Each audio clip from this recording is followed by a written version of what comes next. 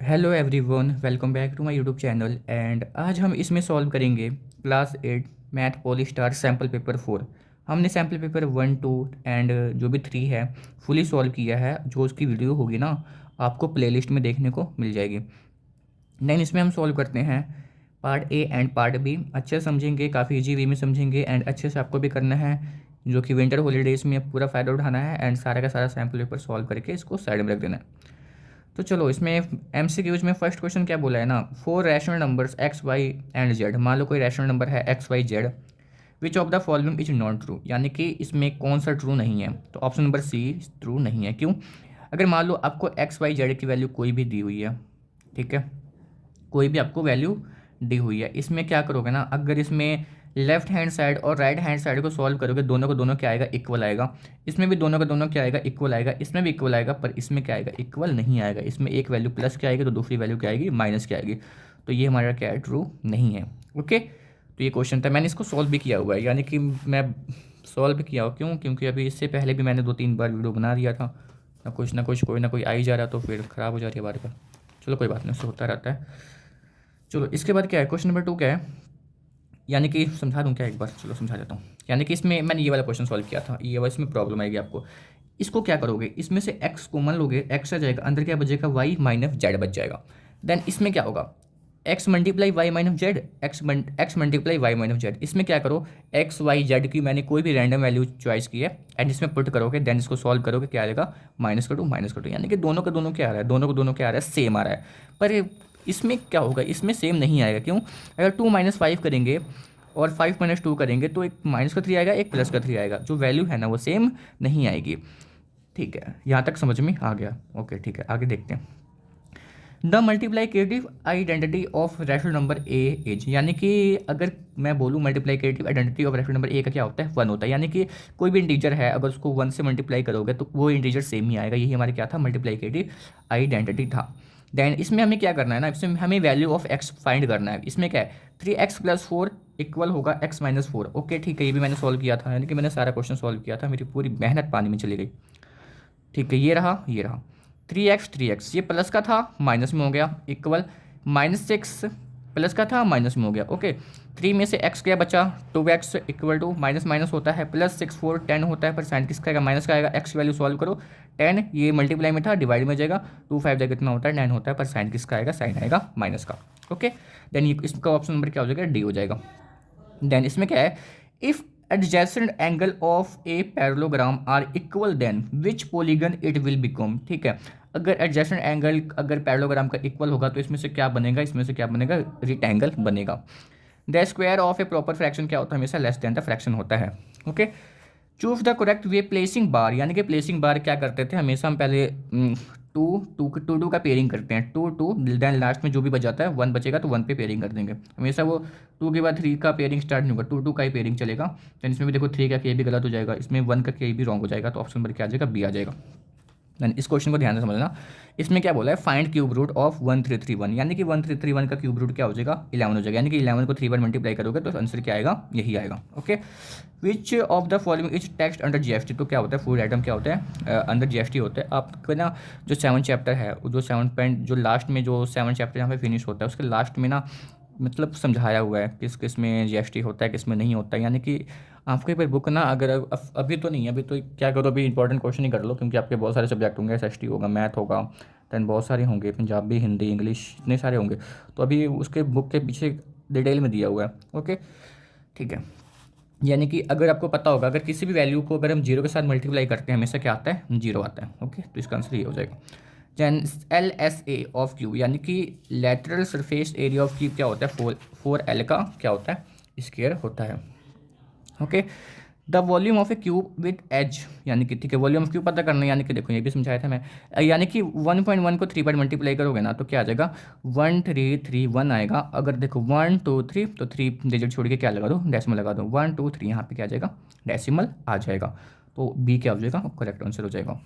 Then देखो किसी के पावर जीरो होता है, वो वैल्यू क्या हो जाती है, 1 हो जाती है, प्लस जीरो है तो 1 आ जाएगी, ये भी इसकी भी पावर जीरो है तो 1 आ जाएगा, 1 + 1 + 1 कितना होता है, 3 होता है। ओके, देन इसको देखो 0.02 मल्टीप्लाई 10 की पावर 10 है, यानी कि अगर यहाँ पे डेसिमल है, ठीक है, डेसिमल अगर 2 प्लेस अगर पीछे साइड लेके जाओगे तो क्या होगा, यहाँ से 2 पावर कम हो जाएगी, यानी कि 10 की पावर 8 हो जाएगी। तो यहाँ पे 9 के बाद 8 जीरो आएगा, 1 2 3 4 5 6 7 8। अगर इसके अकॉर्डिंग नहीं समझ में आ रहा तो इसको और है वो भी मैंने सॉल्व करवाया था, ये रहा। यानी कि देखो पॉइंट आया 1, 1 के बाद 1 2 2 जीरो आ गया, 2 जीरो फिर 2 जीरो कैंसिल हो गया, तो देन ये 8 जीरो बचा, 8 जीरो मैंने सिंपली यहाँ पे लिख दिया, तो ये हो जाएगा। इसमें देखते हैं p का क्यूब माइनस p, इसको सॉल्व करेंगे तो कैसे होगा, इसको सॉल्व करेंगे तो हो जाएगा कैसे, चलो करते हैं इसको सॉल्व। यानी कि p का क्यूब है, यहाँ करता हूँ, p का क्यूब है माइनस p है, क्या कॉमन ले लो, p कॉमन आ जाएगा, अंदर क्या हो जाएगा p स्क्वायर माइनस 1, तो इसको लिख सकते हो 2 बार है तो p प्लस 1, एक बार p माइनस 1, ये क्या हो जाएगा हमारा आंसर हो जाएगा। तो यानी कि देखो p है, ये ऑप्शन पर क्या हो जाएगा, d हो जाएगा। ओके, इसके बाद क्या है, अगर मान लो इसको डिवाइड कर दो, इसको भी डिवाइड कर दो, ये भी मैंने समझाया था, यहाँ पे होगा, तो इसको दोबारा समझा लेता हूँ, कोई बात नहीं, कहीं होगा, इसको मैं अगेन सॉल्व कराता हूँ। इसमें क्या करेंगे, डिवाइड करना है, सिंपली कुछ नहीं करना, डिवाइड करना है। कैसे डिवाइड करना है, यानी कि हमें वैल्यू दी हुई है, ये दिया है x square y z plus x y square z plus x y z square को डिवाइड कर दो एक्स वाई जेड के साथ में।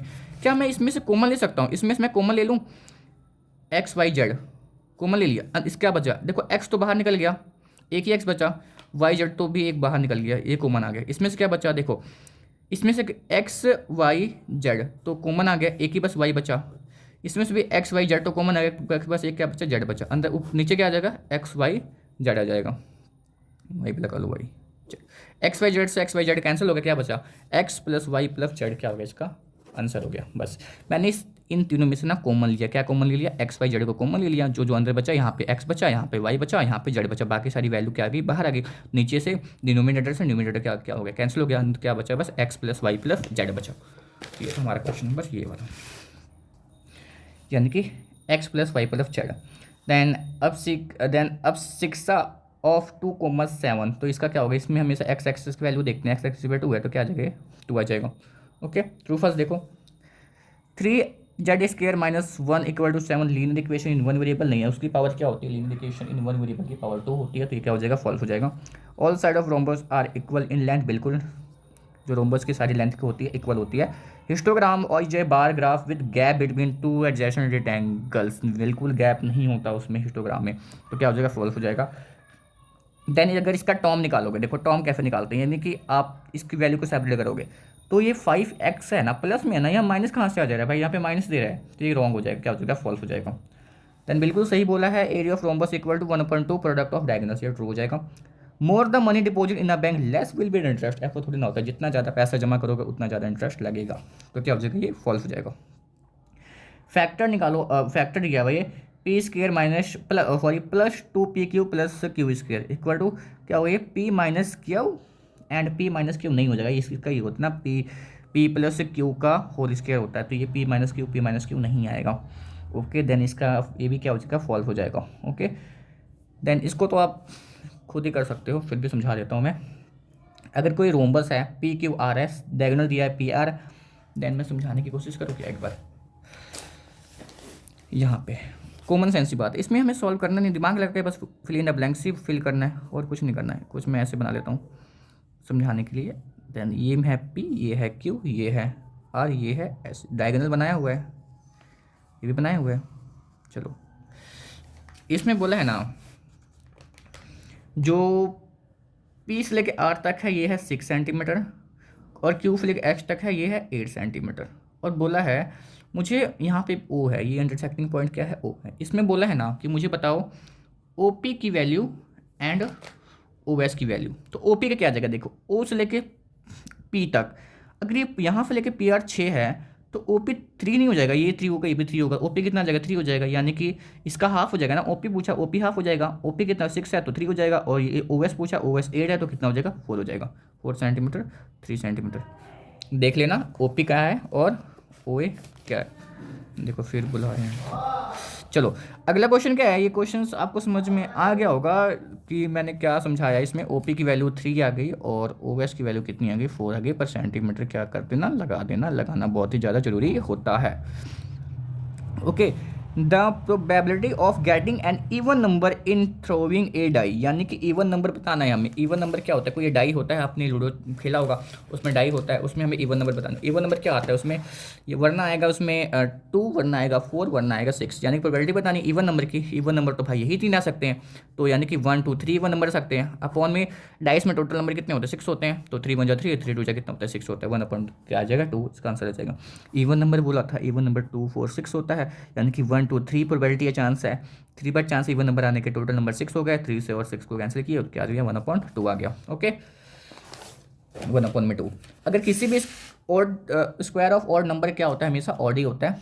देन अगर इसको 2 से मल्टीप्लाई करोगे तभी क्या बनेगा, ये परफेक्ट क्यूब बनेगा। ओके, फैक्ट निकाल के भी चेक कर सकते हो।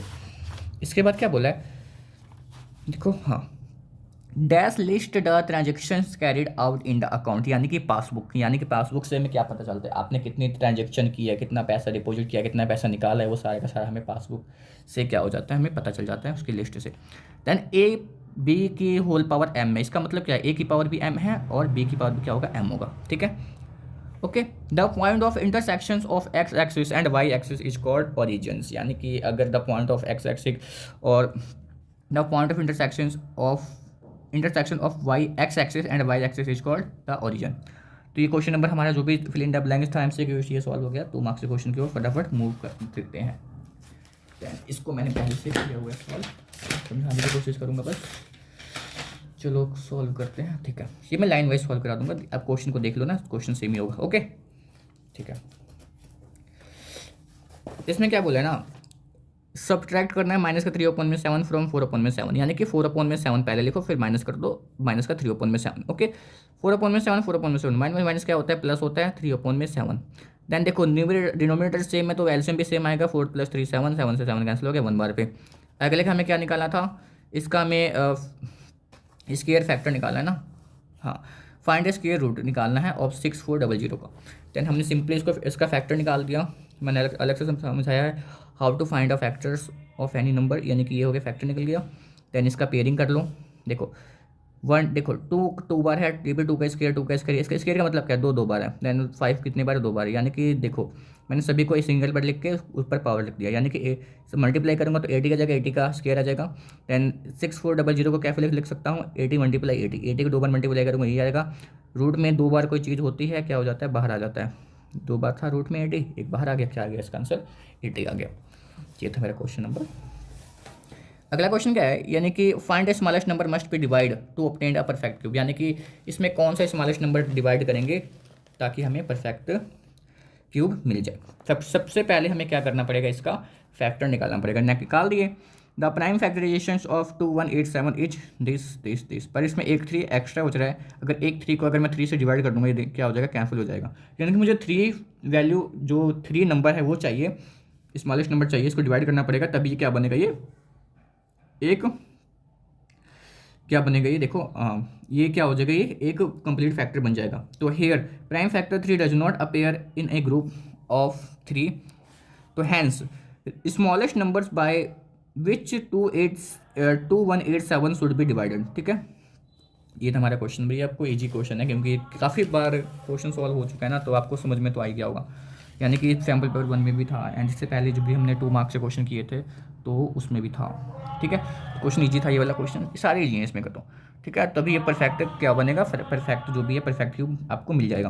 देन इसको सॉल्व करते हैं। इसमें क्या बोला है ना, 5/8 की पावर -7। देन इसको सॉल्व करते हैं। चलो, ये एक एग्जाम्पल का क्वेश्चन आ गया ना, एग्जाम्पल के भी क्वेश्चन गिवन है, आ सकते हैं ना, फिर पूरे चांसेस। बोलना मत कि मतलब क्वेश्चन जो था आया था किताब से बाहर आया था, ये बहाना फिर होता है फिर बाद में। ठीक है, सारा क्वेश्चन बुक के अंदर से आता है।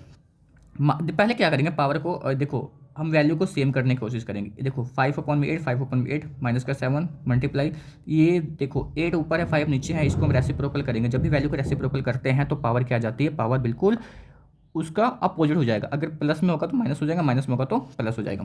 देन मल्टीप्लाई होता है, फिर आइडेंटिटी पता है ना, अगर देखो क्या होता है, अगर मल्टीप्लाई का केस होता है पावर क्या हो जाती है, प्लस हो जाती है। पर एक चीज़ का ध्यान देना, जो बेस होना चाहिए बेस क्या होना चाहिए, बेस हमेशा सेम होना चाहिए। अगर बेस डिफरेंस होगा फिर ये केस नहीं होगा। तभी मैंने इसका बेस को सेम किया। देखो 8 ऊपर था तभी मैंने 8 को नीचे बुला लिया, ताकि क्या हो जाए, ये बेस दोनों सेम हो जाए। देन 5/8 है, ये -7 पावर प्लस कर दो, +4। 5/8 इक्वल टू 5/8, अगर 7 में से 4 को माइनस करेंगे आएगा 3%, किसका आएगा, माइनस का आएगा। ओके, देन देखो माइनस का पावर था, इसको प्लस बना लो वैल्यू को रेसिप्रोकल करके।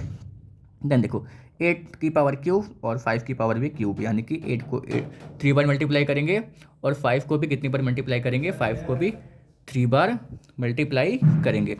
इसको मल्टीप्लाई करेंगे 512 आएगा, अगर इसको मल्टीप्लाई करेंगे तो 125 आ जाएगा।